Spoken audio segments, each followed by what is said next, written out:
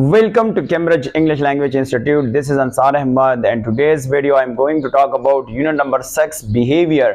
इससे पहले हमने behavior के बारे में इंट्रोडक्शन ऑफ behavior पे एक वीडियो अपलोड किया। अब ये दूसरा वीडियो है तो इसको आप देख लेते हैं। सेकंड ईयर बायोलॉजी के मुतालिक behavior और stimuli में क्या डिफरेंस है, एक दूसरे के दरमियान क्या ताल्लुक है। तो हम जानते हैं कि the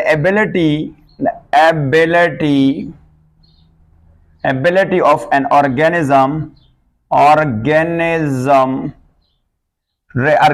to response, or we can say response to stimuli, वो क्या होता है, वो वेरी होता है। वेरी इसका मतलब होता है वो डिफरेंट होता है। फ्रॉम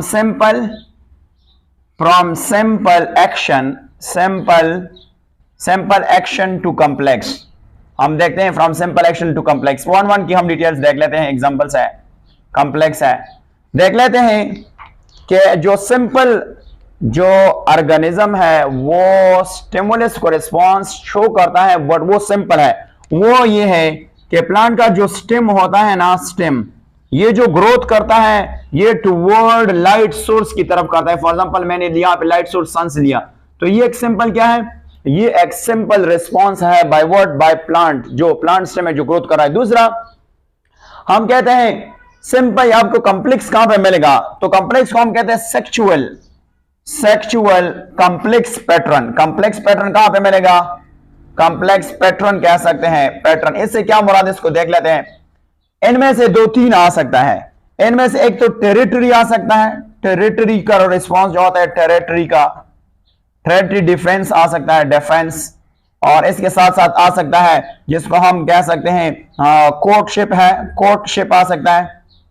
इसके साथ साथ कोर्टशिप के साथ मैटिंग आ सकता है, मैटिंग।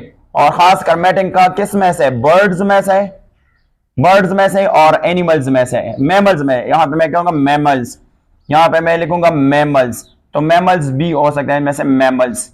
अब देख लेते हैं कि किस तरह, इसका मतलब क्या होता है। फॉर एग्जाम्पल एक ऑर्गेनिज्म है, वो यहाँ पे रहता है, यहाँ पे इसकी ये टेरिटरी होता है।